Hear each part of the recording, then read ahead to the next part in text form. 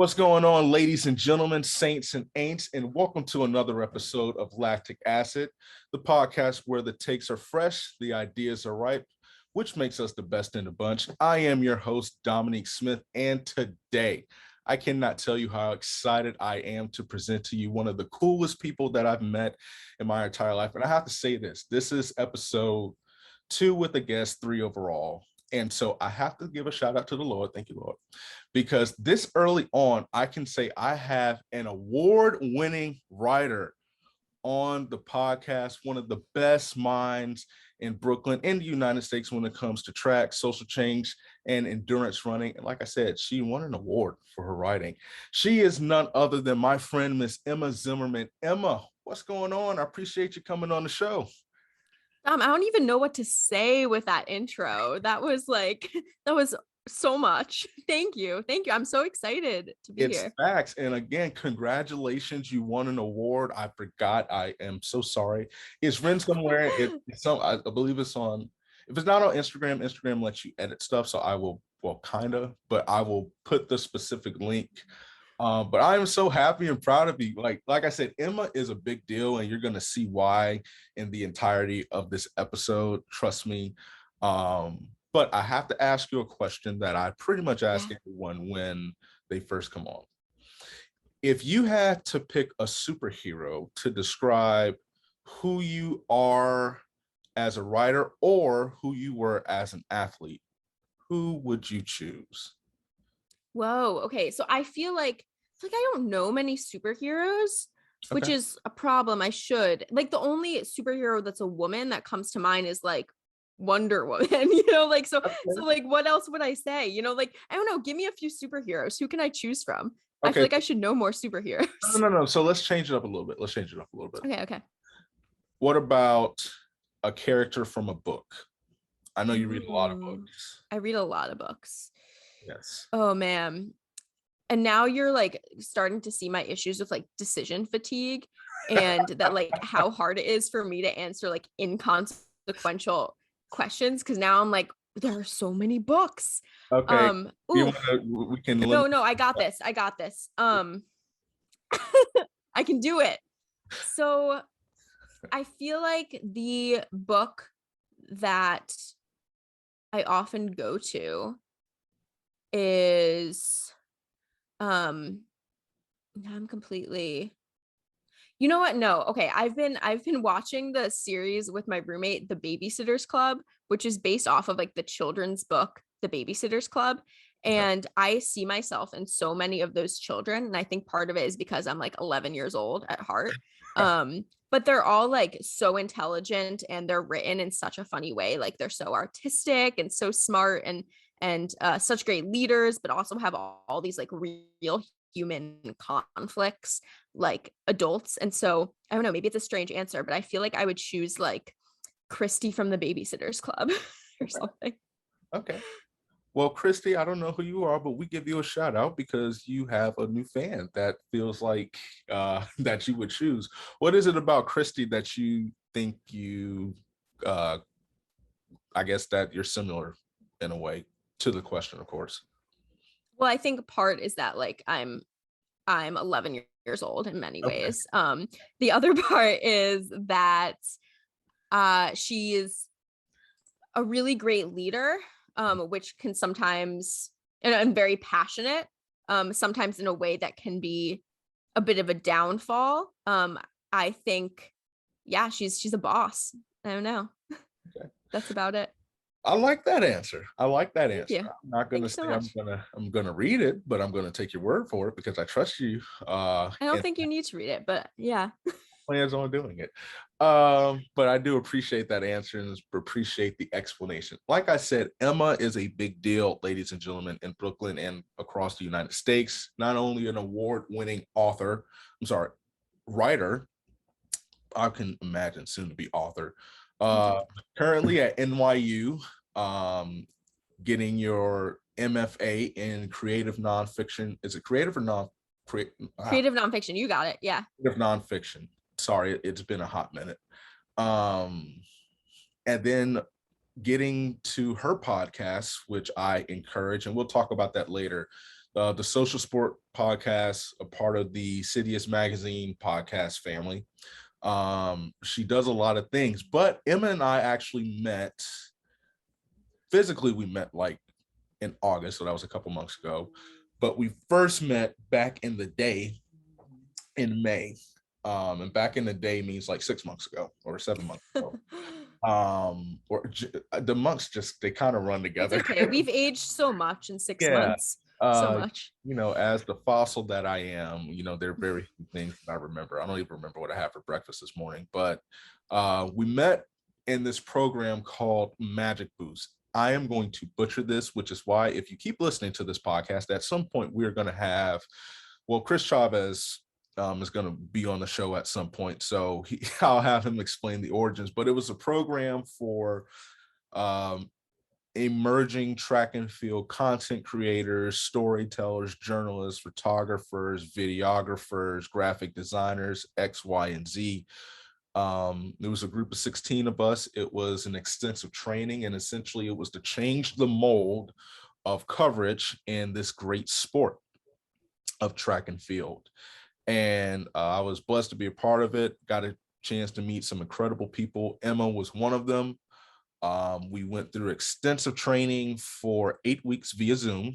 And then we got a chance to meet up at the University of Oregon for the Nike Prefontaine Classic and cover one of the biggest meets and get a chance to do some behind the scenes, some great work. Like I said, you'll get the full scope of it in another episode, but just kind of piggybacking, off the Magic Boost theme, what was that program, like for you now that we're a few months out?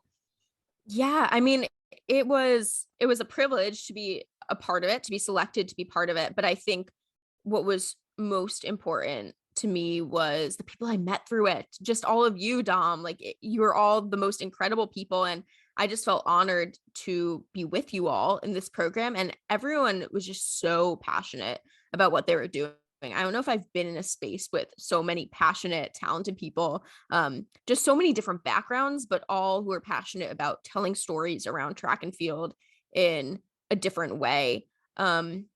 And I also think that the many people who helped us along with this program, those who led the program, and the many media professionals that they brought in to talk to us, that was a treat to work with all of them and to have feedback from all of them. As someone who's starting out in a field, it means the world to hear positive feedback from someone who has been outstanding in this field, who's been an outstanding journalist or writer for so long, and to hear, that they listen to your podcast and etc. So yeah, all around just a really great experience. But I think the most important, most fulfilling part of it was meeting all of you and being inspired by all of your passion. It's funny, just I've been fortunate and been blessed to go to different conferences before, nothing like Magic Boost, but I was telling someone it's rare that you get a group of passionate people who actually they're not in it just for themselves, but just the empowerment of others around them. That's one thing, I did not expect, because you look at the world today, it just doesn't happen. We were able to have conversations. We were able to collab on different projects, different stories, and stuff like that. That was one thing that I was certainly surprised over. And then another thing that, specifically in meeting you, one thing that really challenged me and helped me was you were great, and I want to get into that, critical thinking.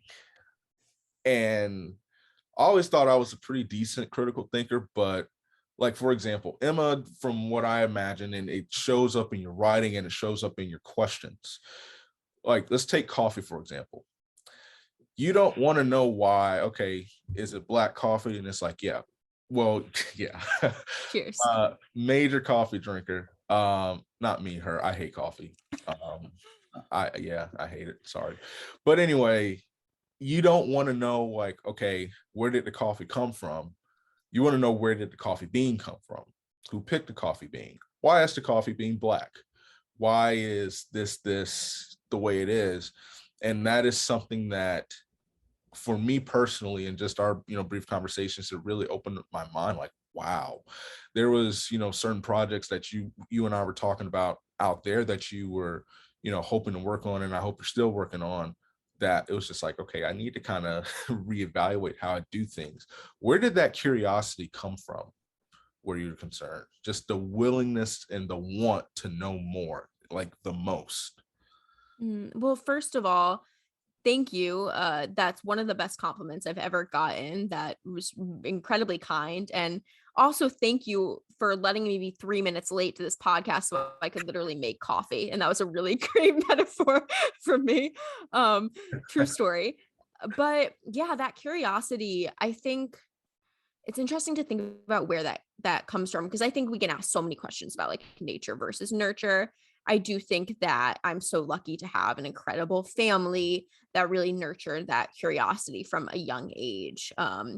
And I'm really close with my extended family, my grandparents, and I was just always surrounded by really incredible, wise, curious people, from my grandparents to my parents. And I think that they just really allowed me to be curious, and they really fostered curiosity I had in everything. And they really, I was a big nerd from an early age, and they really allowed me to, yeah, read all the books that you want, ask all the questions. And so I think that's probably the main point that it's come from. And I think that I just see the world sometimes, I mean, I think for better or for worse. I think sometimes it's not always a good thing. It can be overwhelming and maybe sometimes limiting even, but I do see it from a lens of, where does the inequity lie here, and how do we fix it, and what is the underlying system at play here? I'm kind of always looking through at the world through a social justice lens.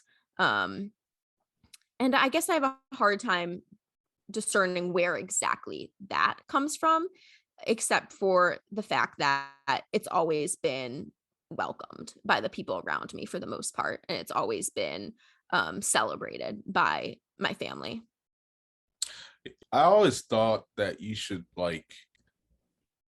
have an honorary PhD, because you sound like a doctor, like Dr. Zimmerman. Because that's how sometimes it feels like when, like, if we're having a conversation or listen to the podcast. I was like, oh my gosh, like NYU needs to like give this girl her honorary PhDs, just start putting it in there. I mean, Dr. Dre does it. I don't see why you can't do it. I mean, I've thought about going the PhD route, but I don't know. Like, I love, and this is part of a thing. It's like I don't like being told what to do, and Yeah. academia is so restrained by these institutions, and academic writing is there's so many institutions involved in it, and so many specific ways of doing things. And I just don't have an interest in being told a specific way to do things. That seems really arbitrary to me. Yeah, listen. So I've thought about getting my PhD, but I don't know. We'll see. Jury's still out.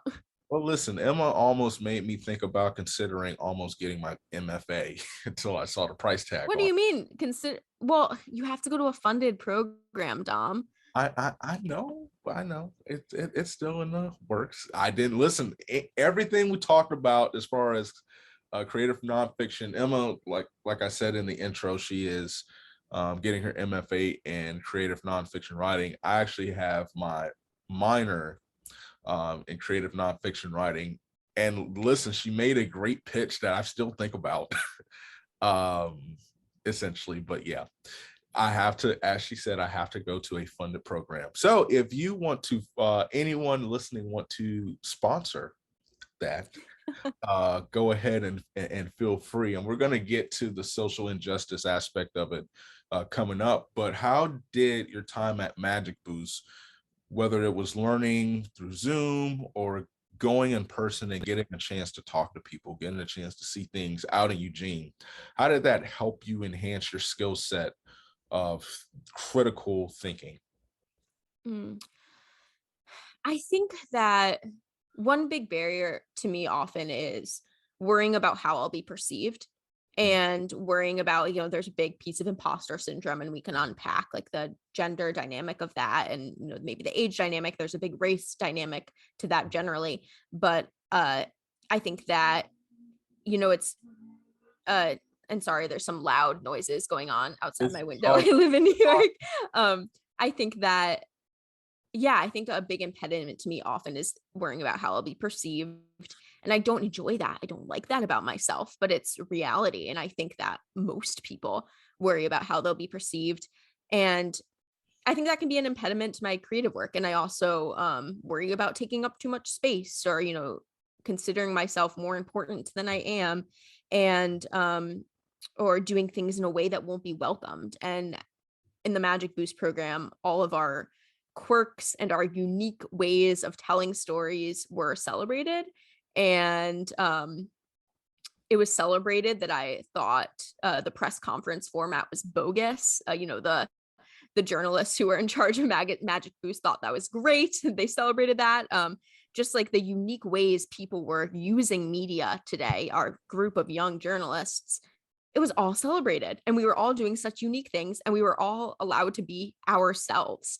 And we didn't need to fit into some box of what a sports journalist would look like. And, for me, I wasn't really interested in telling stories about what was happening on the track. I'm more interested in telling the stories about how this relates to a larger context of social justice, of, different dynamics related to inequity and et cetera. And that was okay. In fact, that was great. And however anyone else wanted to do their media, that was great. And yeah, and so this was a winding way to get to the point that it taught me that it's okay to be yourself. And I think it just made me more confident in the fact that it is okay to be myself.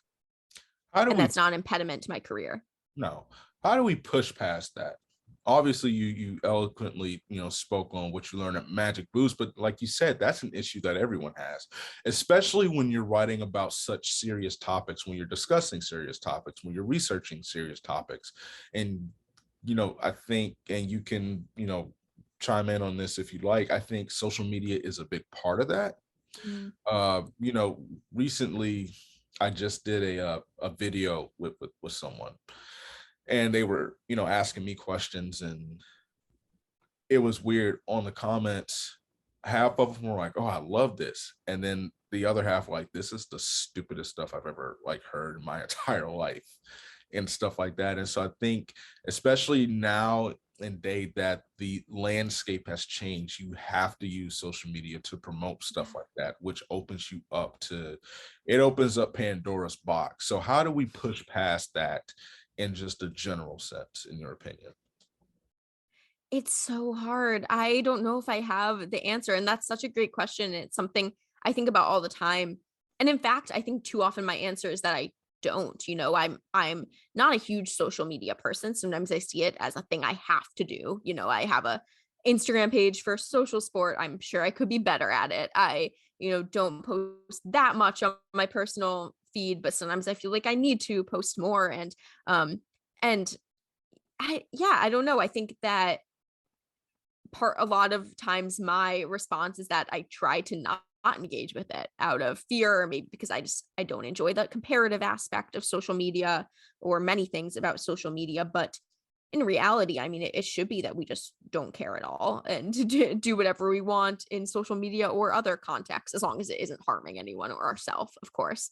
um but yeah, I think it can also start at a young age, like teaching people that they are enough and instilling love for ourselves and others. Um, it's a hard thing. It's a hard thing to navigate. Yeah, it's because it's like, if I post this, I just worked 100 hours on this, sleepless nights, and I post it for only two people to look at it. So you worry about that, and then it's like, okay, but what if they don't like it? And stuff Mhm. like that. And sometimes, obviously, constructive criticism is great, and you have to manage where you take in your information from, where you're taking your criticism. What are you allowing yourself to accept? Someone said, and I think it was Magic Boost, and of course I don't have my notepad with me, but it was something that I believe it was Lewis Johnson said, and I'm Mhm. paraphrasing: if the criticism makes you better, then take it. and stuff like that. And so you want that response, you want that engagement. But like you said, it's certain people just love to be miserable and love to make other people miserable because they are miserable for whatever reason. And sometimes that brings on insecurities on the people who are producing stuff and exposing truths, and really just, and you do a great job of it. And it's kind of what we aim to do as journalists, is we're not trying to be the story, we're just trying to share the story, essentially, like that. So yeah, that is that is a tough bounce to act. Well, Go ahead. yeah, well, I think on that piece on criticism, and so much easier said than done, but sometimes it's helpful. And granted, I don't get a ton of criticism. I don't have a big enough platform to get a ton of criticism. And I totally feel for people who do. That's part of why social media terrifies me. But I also think that you need to think about where that criticism comes from, and maybe what that person is hiding behind. And a lot of times that is a lack of self-love, and something that makes that person who's giving you saying a negative thing about your work, that's making them feel insecure in themselves. Actually, David Roach and Megan Roach, they're pretty big in the trail running world, but I'm actually coached by David Roach, and they have a podcast called Swap, Some Work I'll Play, and they talked all about this on last week's episode. So I have to shout out to them because they're amazing. But they talked about kind of like the idea of love and everything coming from a lack of, when you see those negative comments, I'm not going to say this as eloquently as they did, but often it just comes from a lack of self-love, and trying to understand that will help us better navigate those critiques and those negative words. Okay, I have to check that out. You heard Emma, you better go check it out. Check this out first, but then I'll send it to you. Yeah. please do, because it's something I want to listen to hear point of view. So let's wrap up the magic boost phenomenon that it truly was. What was your favorite moment from the entire program? One via Zoom, one at Eugene. Favorite or funniest moment? Wow. Favorite moment from the entire program. Or funniest? Funniest. Well, we had so much fun after the Prefontaine Classic. All of us, went out for a great dinner, and that was just so much fun. But I think I have to cite the interview that T did with Sha'Carri Richardson. Yeah. And it's not funny. It was just this woman was bombarded by the press at the press conference. And if people haven't watched the interview that our friend T did, you should. She kind of hung back and waited for the press to kind of filter out. It was very obvious that Sha'Carri did not want to engage that much with these same questions that were being asked of her after the trials and after everything that went down with her. And he kind of stuck around and then just started asking her some really human questions, some really relatable questions about what it means to be a Black woman from Texas, and what point of view that gives her in track and field, what she wants to see change in track and field. And Sha'Carri Richardson really engaged with that and wanted to talk about that. And I thought it was just so cool to see someone in our program, a young person, our age, doing such great journalism and getting to an athlete in a real human way, in a way that no one else in that room was able to. So that to me was a really powerful moment. I think that was a moment that I'll always remember. Yeah. That I was standing there. If I'm not mistaken, I don't know where. So T was like in the front. So I was in the middle. Mm-hmm. It was so funny how in that, were you there in the mix zone? Yeah. Because there were like 1,000. There was a group of like, it felt like 500, but obviously just. Sorry, this was at the press conference, right? I'm talking about the mix zone. No. Okay. Yeah. The press conference, yes. That press conference was weird. I appreciate the guy letting us, he gave us a shout out. I forgot his name. Guy, if you're watching this, I'm so sorry. I forgot your name. But yeah, because I remember you asked the first question and then someone else asked the question, and T did. She started it off by, Black woman from, Texas, and Sha'Carri was really hyped for that. But when it came to the mix zone, if I'm not mistaken, I think T was the first one to get her. And then Sha'Carri jumped to just this media mass of them asking all these questions, and she did not want to answer those questions. If I'm not mistaken, I think maybe Nike or somebody made her go back because she skipped the mix zone, and she did a phenomenal job. Tiara Williams, and definitely go watch. We're going to talk about Social Sport, but Emma did an incredible interview with hers. Please be sure to watch that. So that was great to see her kind of break the mold and get her comfortable. I remember it's so weird because some of the athletes, I didn't know how the athletes would be and everything, and so it was kind of intimidating. And I remember I was in a coffee shop. I think you were there. It was right after the press conference. Oh, I hope you're going to talk about what I want you to talk about. Continue. Okay. And you were with, I believe it was Hannah. Yeah. So I feel like we may tell two different stories. So, okay, what do you think I'm going to say?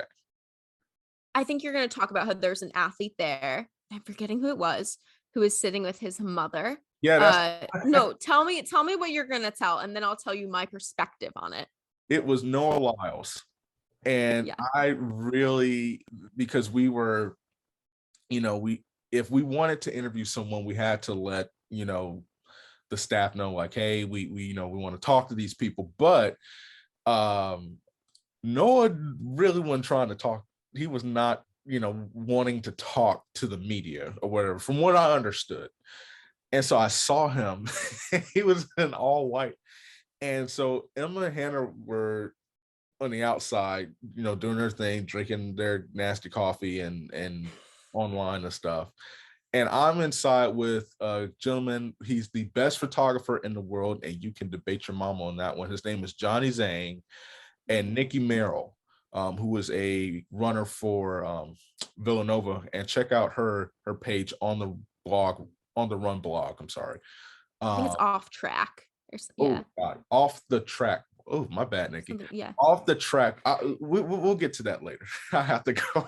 And link it up. Yeah, you're gonna follow some random person, and we should, but we want you to follow her too. And I was like, oh my God, that's Noah Lyles. And I was like, who is that? That's his mama. And I was like, and they were saying, go. So what I did was I walked outside and I hid behind Emma and Hannah. I was like, oh God, that's Noah Lyles. I can't do this. And they were like, okay. I don't remember exactly what was said. Eventually, his mom left.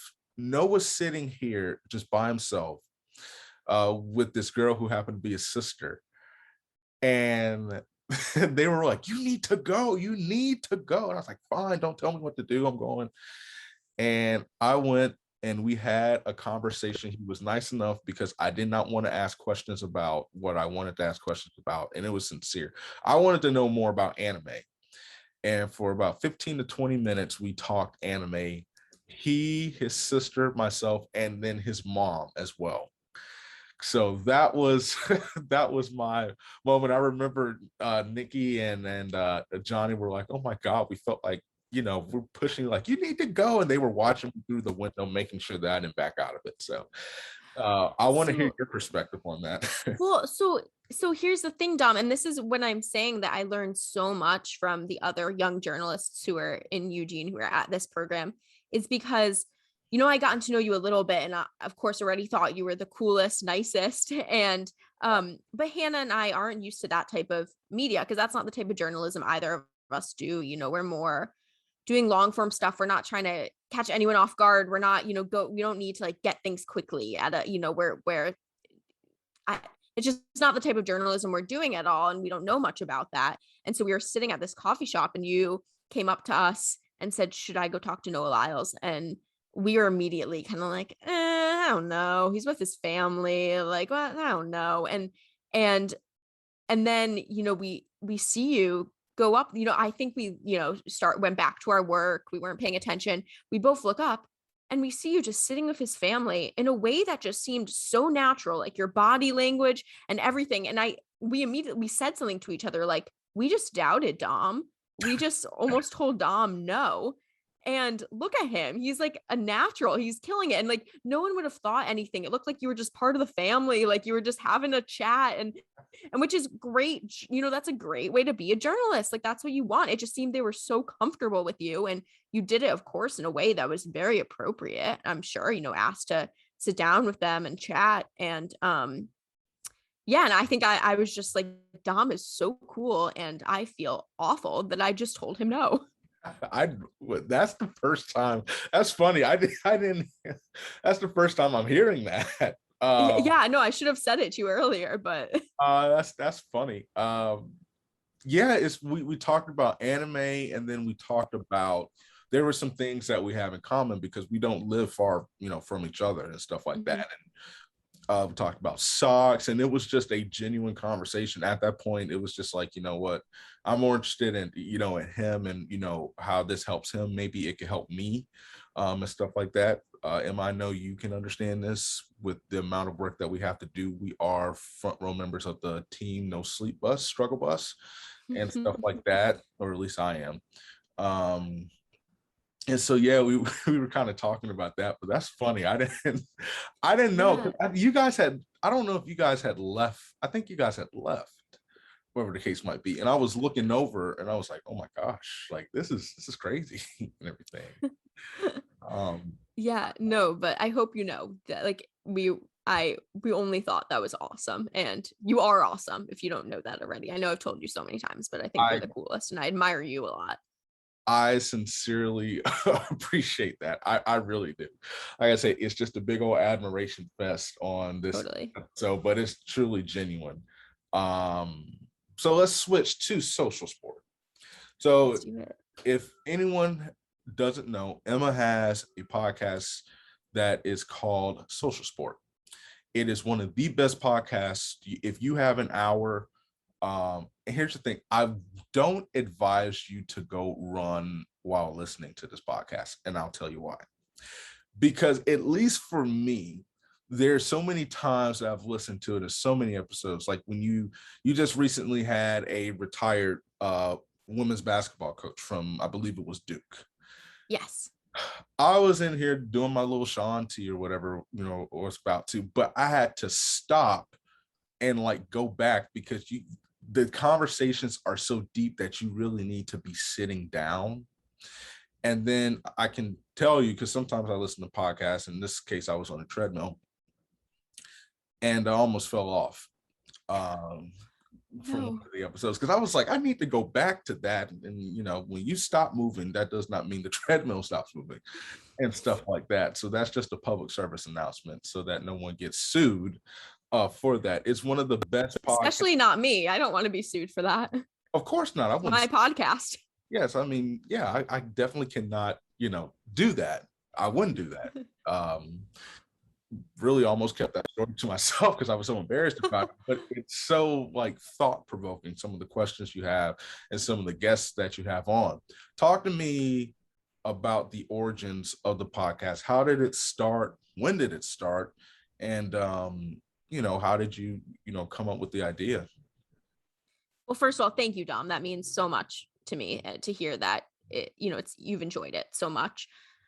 I Yeah, so I guess when I started social sport, I was kind of at a weird point in my life where I just applied to grad programs. I was deciding between MFA programs, and I think I felt like a little lost or unmoored in a way, and that you know, I knew I wanted to try to be a writer, what I thought I was going to do with my life. And of course, coming from, I was like 23 years old, 24, wasn't exactly, you know, I thought I would go into law or policy, and I realized that I really wanted to be a writer, and I'd applied to MFA programs and was kind of struggling with many things. I also think I was struggling with my identity in that running and endurance sports in general is, you know, my favorite thing, but I had struggled with tons of injuries. And also, you know, I'm not going to make any sort of career out of running. I was a Division III athlete. And but I drowned in so much media on running. I would listen to so many running podcasts. And at the same time, though, I knew that my career and what I wanted to do in the world was always connected to social change in some way and unpacking injustices. And I didn't see much media that combined sports and social change, but I saw that there was more of an interest in it that was growing. And I guess I just started to see things with like Lindsay Krause's reporting on Dream Maternity and the Mary Kane story. I saw people caring more and realizing more that sports could be an avenue for social change. And I honestly, I feel like it happened so fast. I just had this idea in my head. I was kind of in between things. And I was on this like kind of freelancer, outdoor writing freelancer Facebook page. And I kind of threw this idea out of this podcast. But I think I made myself sound much more legit than I am.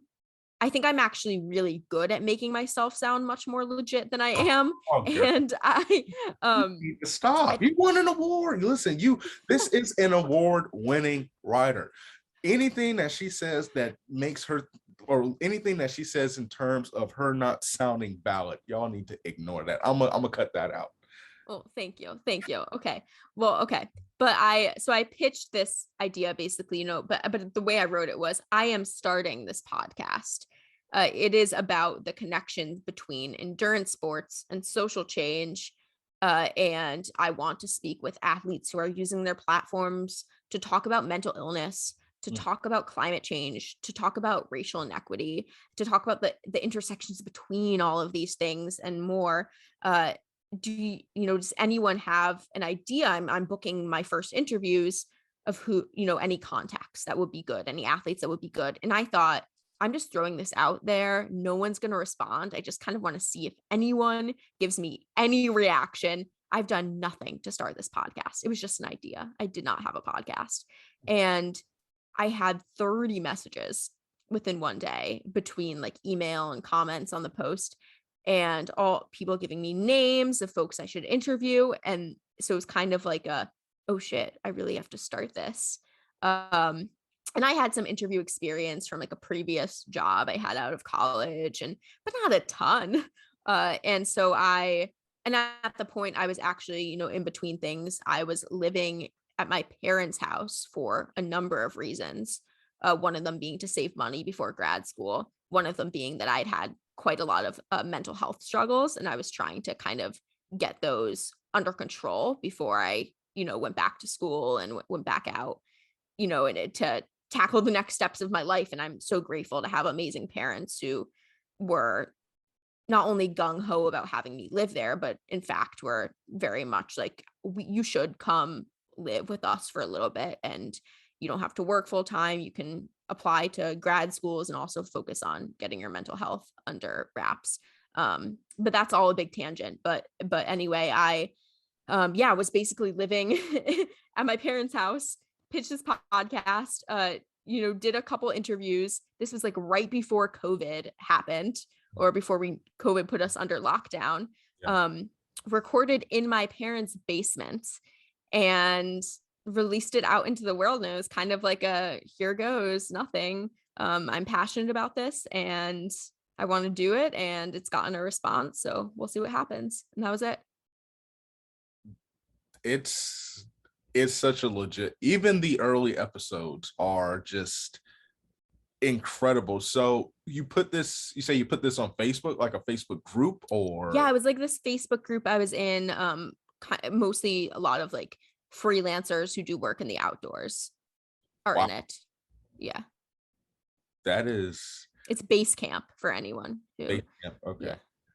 The one thing that, listen, I made it clear, I was a shot putter. My only form of running was running 2 laps to warm up. So you have these incredible athletes on the show.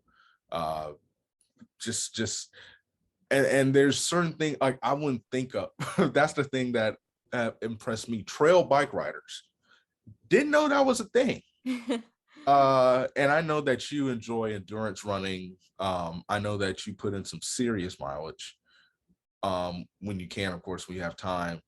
And so it's awesome to hear there's certain things that you can relate to, but you do such a great job. And I guess just the journalist in me is curious.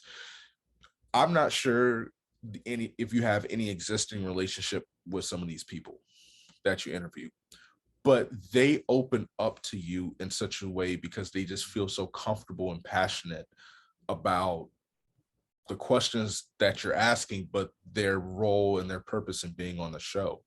Um, has that kind of surprised you, or like that people have been so open about what they're going through and their struggles, and how do you find it just kind of easy for them? Maybe it's just the podcast. That's what I've always thought, that they're like, okay, I can find a place. Finally, there's a place for me to express everything that I'm feeling. Um, so was that your goal, essentially, to create like a safe space, essentially, for people to come and do that? I guess that's the Well, best. yeah, I mean, I always want it to be a safe space, and I always want people to feel comfortable telling their whole stories. And I'm sure there are pieces of people's stories that they don't tell. Uh, but, and I think it depends, like any journalist, sometimes you have a interview that's better than others. That'll always happen. And sometimes people open up more than other people do, and that's okay.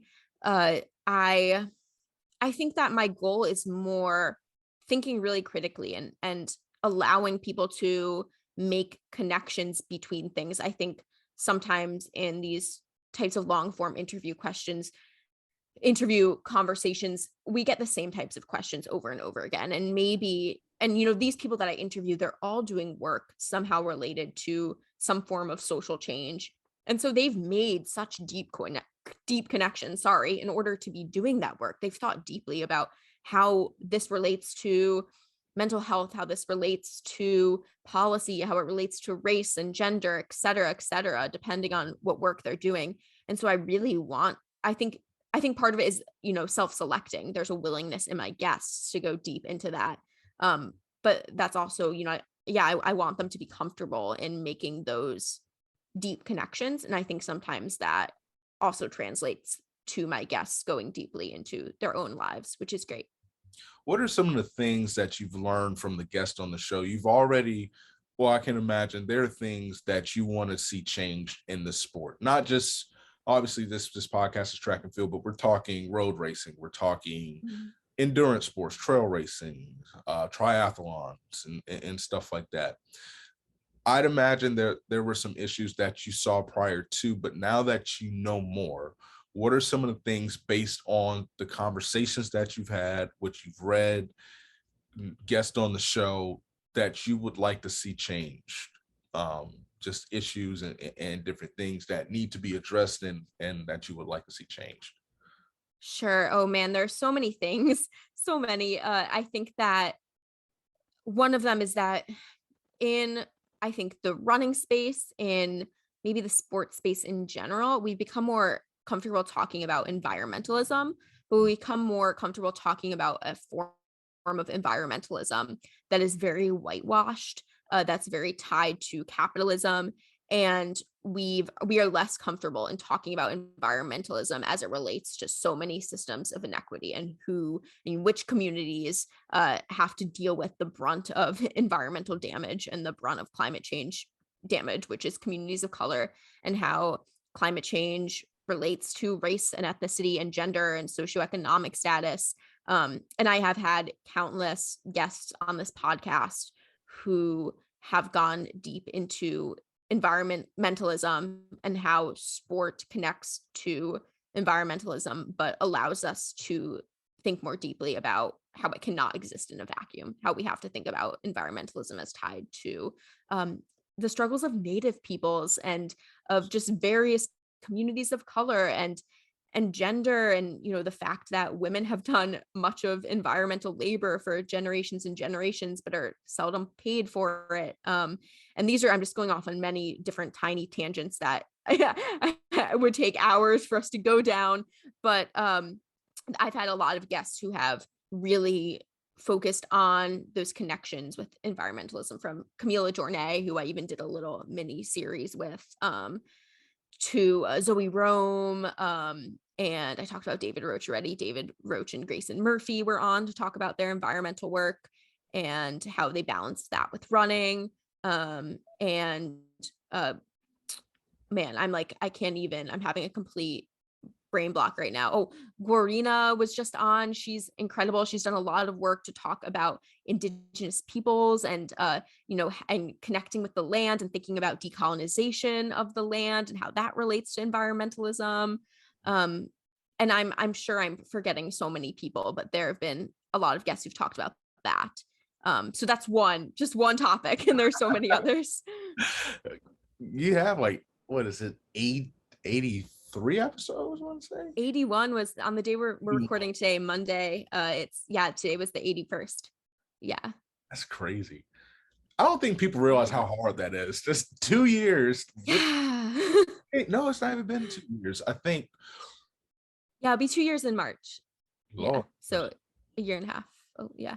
Hashtag you batting 1,000. That's what we're trying to get to as far as the episode count, especially. Yeah. You were an athlete in college, and it is a very difficult thing to do. I don't care if you're NAIA, Division I, Division III. I believe it was a small school in Iowa, if I'm not mistaken. That's true. It was. Okay, perfect. Got it. Grinnell College. And you were, I think, let me double check. I think, I'm getting up there in age, and fossilization is starting to take its toll. Okay. You earned, yes, numerous all-conference academic honors, which I don't think is it's just as difficult as it is to earn all-conference honors on the track.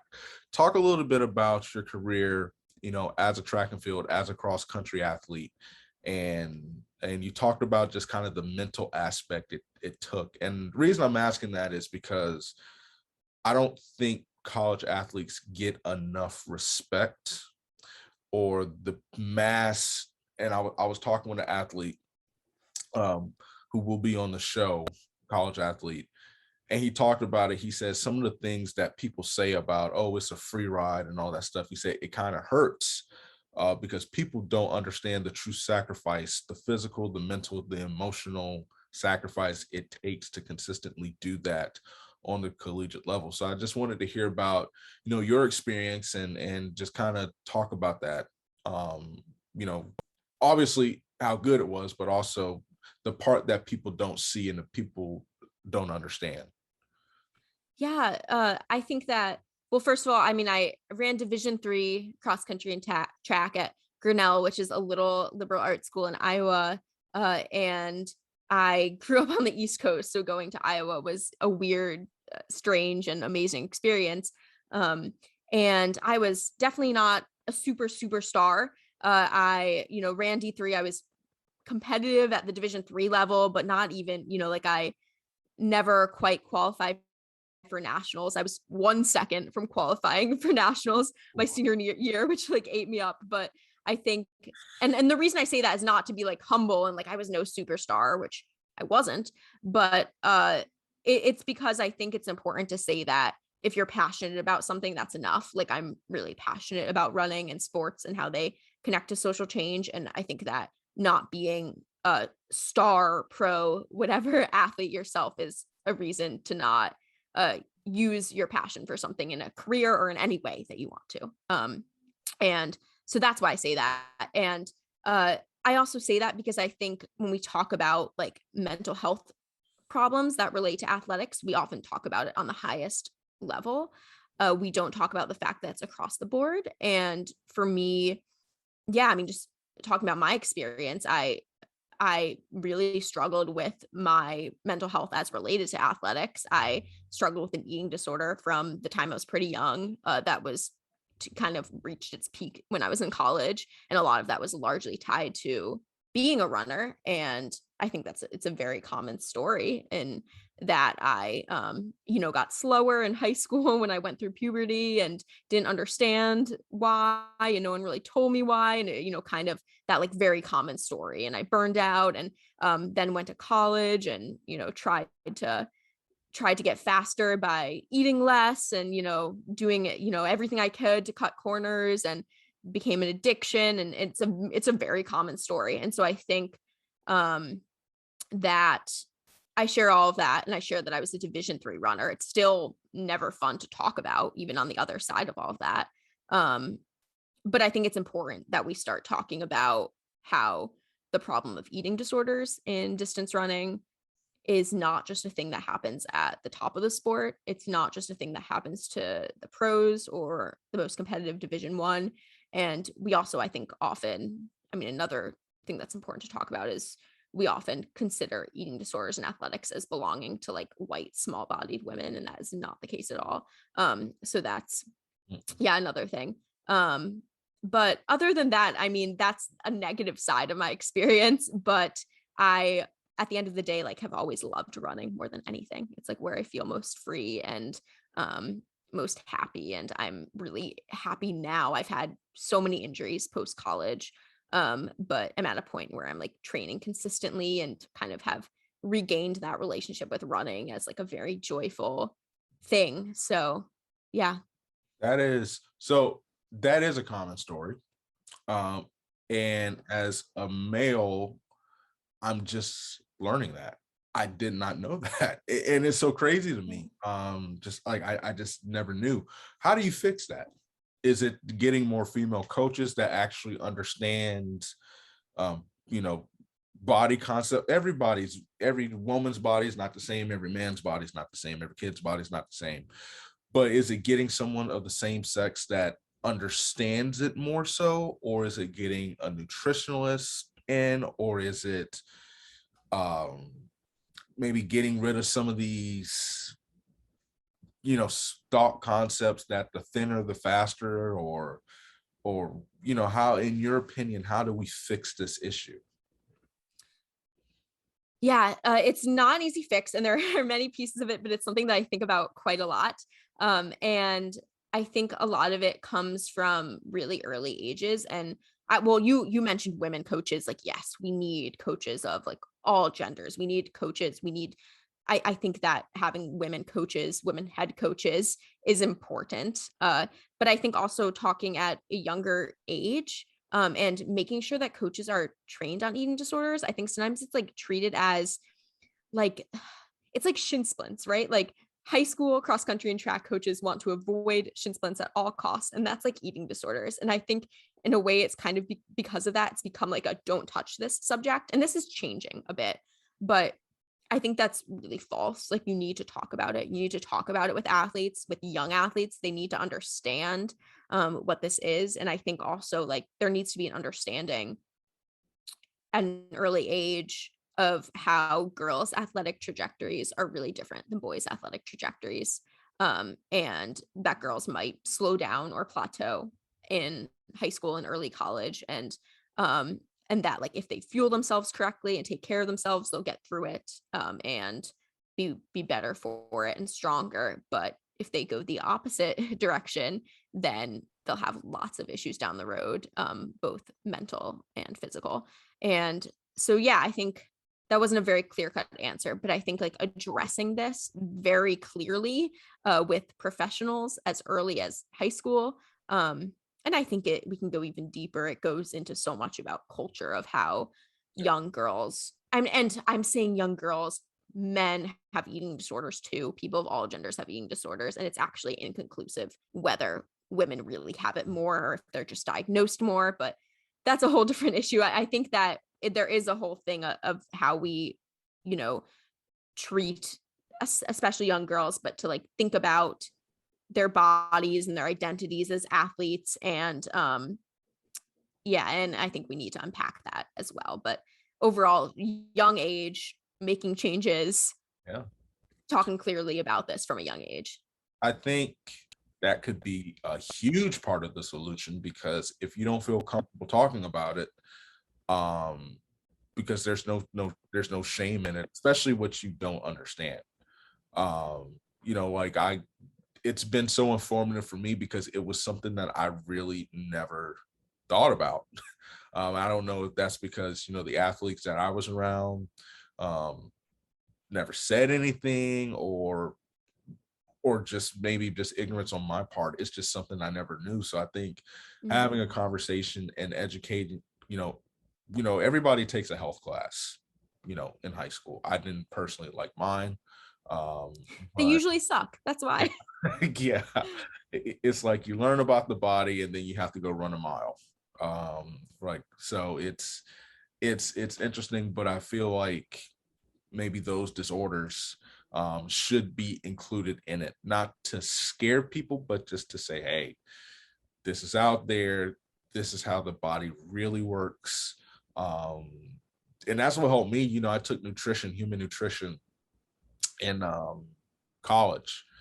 And I was like, oh, okay, well, milk builds strong bones. Well, why? And it's because this helps this and all that stuff. So to your Mhm. point, I think just starting out with a basic conversation will do great wonders. But I have two sort of quick topics we're going to do. Yeah. Our finals topic is called Down the Home Stretch. But before, I want to know uh,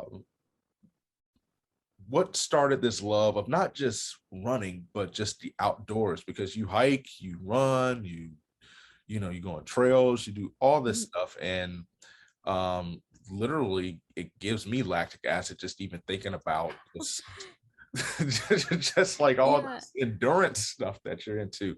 So that's the better question. What started your love of endurance activity, and how has it been sustained um till now? Like you said, you're training and all that stuff um continuously. So that's one thing I'm curious about, especially in the outdoors. Yeah. Yeah. Thanks for asking. So I think, I mean, I keep going back to my family and I really am lucky, but I'm also privileged in that I grew up in a place. I was born in New York, but then my parents moved to rural Connecticut when I was about 4. And growing up in a place where I had really easy access to the outdoors and with parents who had the financial ability and, all the privileges to take part in that.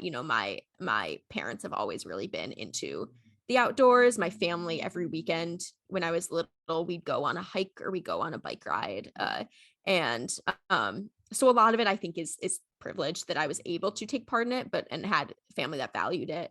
Um, but for me, I think I've always been like a really type A person, was definitely like a pretty type A anxious kid, like super driven, super obsessive about school and like all that, like common story. And I was like pretty mediocre at every sport I played, like not great, but I learned that I was really fast and that I love to run.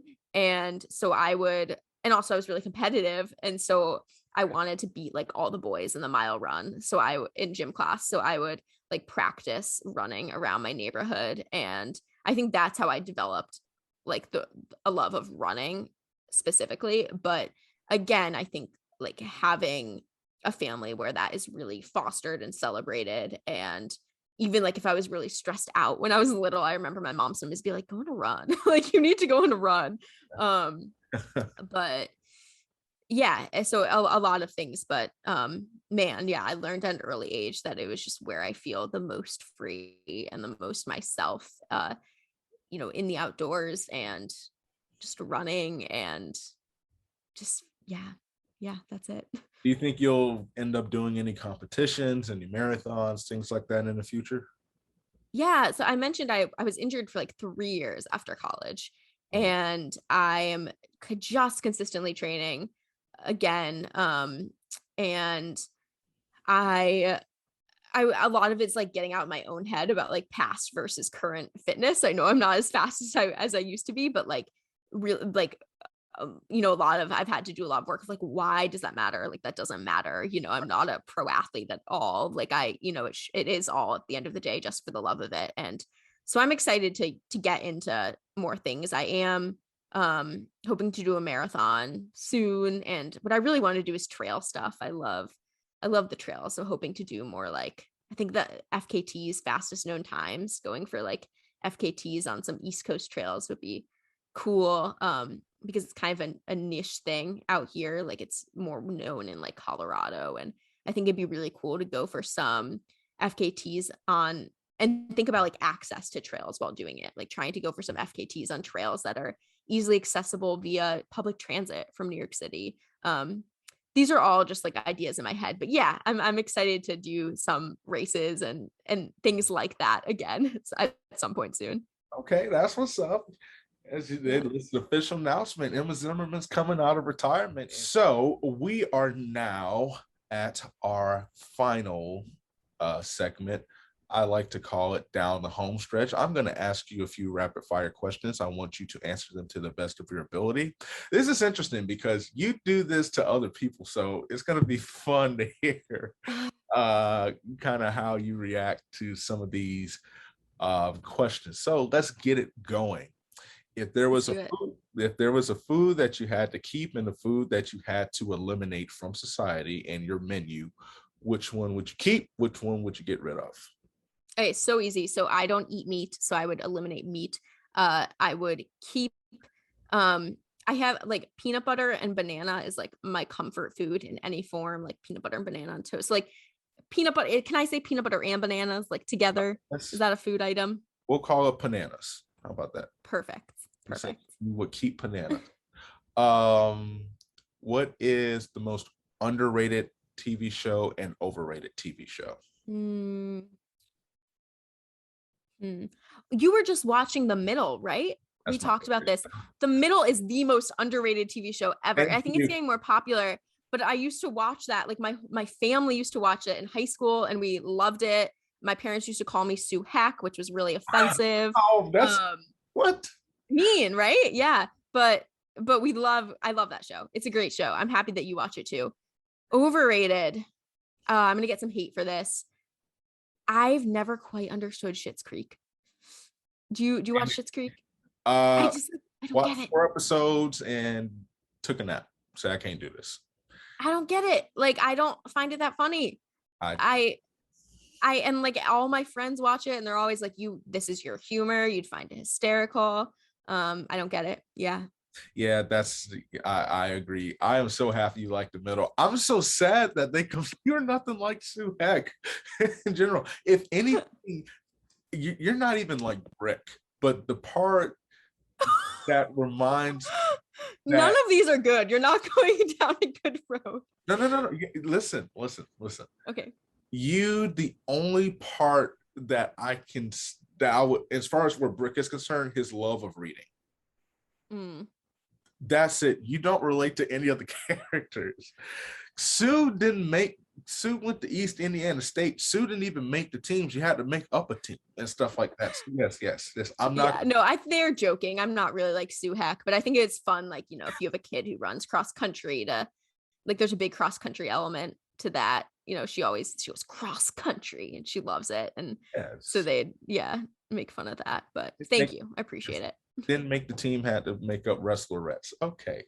Yeah. If there was someone that had to play you in a movie, who would be the perfect candidate?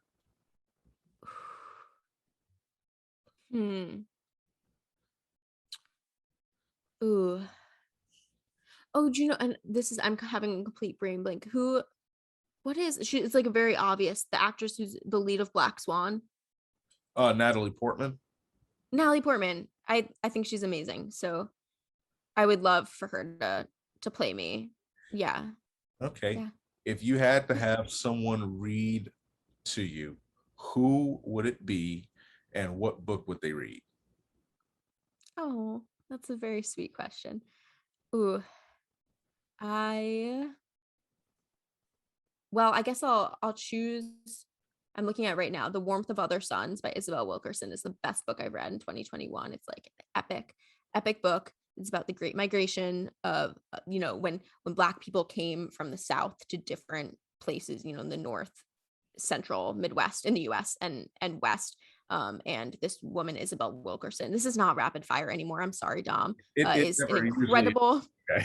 It's not. Yeah, it's an incredible writer. She's narrative nonfiction. She recreates these lives on the page, and we don't talk about the Great Migration enough and how it's affected families. And it's an epic book. So I would have someone read me that book because I think it's an amazing book. Who would read it to me? Dom, you can read it to me. I'd have you read it to me. I got you. Okay, I got you. I may get a little emotional, especially talking about the migration, but I got you. If you had, we only have a couple more. Someone who had to narrate your life. Whoa. Like, what does that look like? Like a podcast? Like they're It, in like it, my head all the time? it could be anyone. Yeah. Let's do. See, I don't like when journalists come on and ask me questions for stuff like that because it stumps me. Uh, it could be anything. It could be your podcast. It could be your day-to-day living. Day-to-day living. Well, if you know one thing about me, it's that I love my grandparents more than anything in the world. It's like they're the best people in my life, and they're my favorite humans. They like helped to raise me. My three grandparents are like best friends. They live in the same town in New York. And so if I could just have their voices with me all the time, I would do that I was thinking, interchangeably. yeah, that would be really sweet. The love Yeah. that you have for them is inspiring. I was thinking like James Earl Jones or Ooh. something like that. That very powerful Emma takes the trail and she Oh, walks I it. like that. I like that though. Yeah. And Yeah. Something like really authoritative and exactly like a boss and everything like mm. that. Okay. What is the best piece of fashion advice that you have ever received? The best piece of fashion advice was an anti-fashion advice. I was wearing like really, I only wear sensible shoes. So I'm like, I said I was 11 years old, but I might be 80 years old. And I only wear sensible shoes. And I had someone say to me, I'm not going to say who, a not very nice person, said to me, you cannot be 25 years old in New York City and only wearing Who sensible said that? shoes. And right. And I was like, well, that is wrong. And so that's the best fashion advice because it made me realize that it doesn't matter what shoes you wear. You should wear what you like and what's comfortable. For those listening, obviously, if you're watching, you're seeing my shaking my head. People, okay. This is okay. That threw me off. I can't believe somebody would actually I know. not be that nice. Okay. Best vegan dish, especially for someone not a vegan, but is interested in trying different vegan food. What's the best vegan dish that you recommend or that you have made? And beans and Ooh. rice don't count because everybody says that. Yeah. Okay. Well, I mean, I could eat like falafel all day, but I think, you know what I'm going to do? I've been really into, I'm not a big fake meat person because I, haven't eaten meat since I was little. I never crave it. I don't remember what it tastes like, but I've been really into vegan sausages lately. And there's this Brooklyn, I live in Brooklyn, this Brooklyn, I think they're based, maybe they're not, they're somewhere in New York. Vegan sausage company called High Peaks Sausage, and I've been trying to get them to sponsor social support for so long. I think they're like, why does this girl keep emailing us? Like what? And they're like a small business, but like their mission is really awesome, and they're like these delicious vegan sausages that are like portobello and rosemary and white bean and like really inventive flavors. So just like some inventive vegan sausage. High Yeah. Peak Sausage. I need y'all to do me a favor. Sponsor I need me. y'all to sponsor Social Sport. Yep. Definitely. You can sponsor me as well if y'all got enough, but y'all need to sponsor her first. Last question is the most important question I'll ask you. Are you ready for this one? I'm Why ready. is sport a powerful platform for social change? Oh, you're throwing it back at me. I Well, had I have such a long lineup of answers to use as fuel and sources to answer that. I think that sport is a powerful platform for social change for so many reasons, and I'm overwhelmed because I mean we care about it so much more than other things, and it grabs our attention. Um, and so many people it's so important, and so why not use it as a method? But I also think that movement, if you're thinking about endurance sports, is inherently a form of protest. You think about who has been allowed to move over certain places, throughout time. You think about how much that varies depending on race and ethnicity and gender. I mean, the first woman to run a marathon was like in recent history.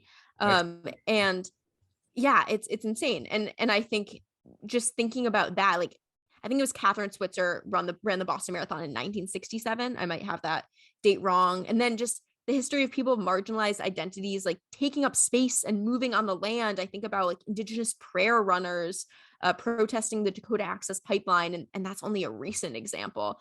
I think that sport has inherently, and movement in general, been connected with protests in sometimes ways that we don't always talk about throughout history, and it's been one of the most powerful means of protest. And then we care about it. We care about sports. So yeah, that's only a couple small reasons why. There are many other reasons. Listen, you will get those other reasons if you listen to the Social Sport podcast, a part of the Citius Magazine family. Emma, can you tell the people where they can find you, specifically where Social Sport is concerned? Yeah. So, and just so people know, we're going on a couple month break we're pausing for a couple months. And we'll be working on making Social Sport the best it can be in the future. But I'm taking my first like kind of long break since it started. But you can listen to the whole 81 episode backlog. You could head on over to citiusmag.com, click on the podcast tab, and then click on Social Sport. You can see everything there. We're on Apple Podcasts, Spotify, et cetera, et cetera. We're on Instagram at Social Sport Pod. We're also on Facebook at Social Sport Pod. I tweet about Social Sport. I have a barely Twitter presence, but I tweet about it at Emma MZIMM. And we have a newsletter too, socialsport.substack.com. So any of those. Well, y'all need to make sure you do that. I'm just trying to get, it's so funny. I've been telling you great people where to follow me, and I gave you the wrong address.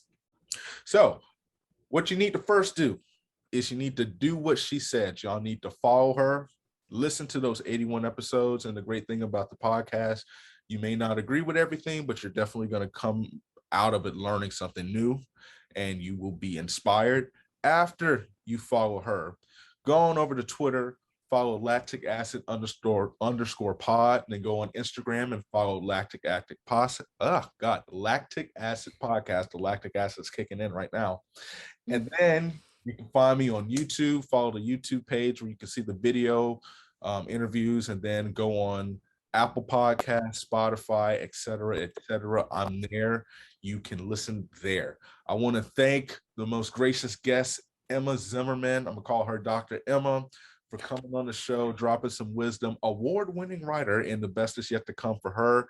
I hope to have her on in the near future. But until then, I want to thank you all for your listening, your support, and I'll see you next time. Thank you so much.